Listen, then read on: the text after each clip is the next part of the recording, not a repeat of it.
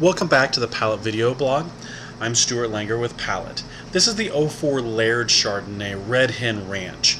I've been a big fan of the Laird wines. They are produced by Paul Hobbs, a great California winemaker. We had the 02s in the store a couple of years back, and they were absolutely gorgeous and really had turned into the secondary characteristics that you get from a nice aged Chardonnay. Something that we don't do typically as far as American wines. As Americans, sometimes we get in too big of a hurry to drink our wines and forget that they do age very, very well. So I found this one very enjoyable. It's a Wine Spectator 91.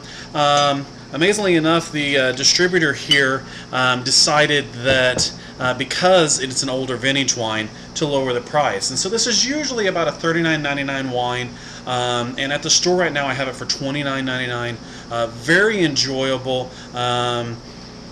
Again, I can smell it before I even stick my nose in the glass. Definite butter right off the bat. Really nice little wine though.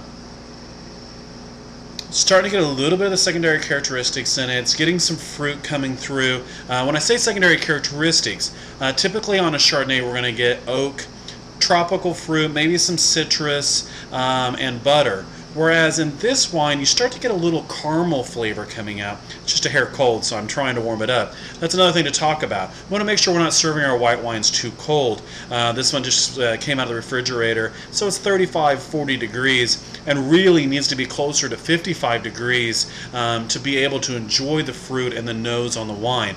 If it's too cold, kind of shuts it down and diminishes from the flavors and smells of the wine. So you can just cup your hand in it and warm up the wine like I'm doing here, and use your body heat to warm it up in the glass. If you've ever noticed that a wine tastes better after it's been in the glass for a little while, it's not just that you've had more wine, it's the fact that the white wine is starting to warm up and really gives it a nice flavor.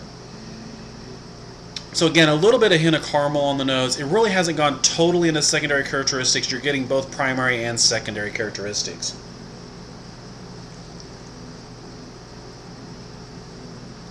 Beautiful cream on the palate. Definite hints of caramel. Fruit-wise, I get a little bit of yellow apple on it, which is actually, I think, yellow apple, caramel-covered apple, but light caramel. Creamy caramel, not this heavy caramel that we're used to. It's really sugary. Just a creamy kind of caramel flavor with butter. Really enjoyable wine. Great buy in that $30 price point.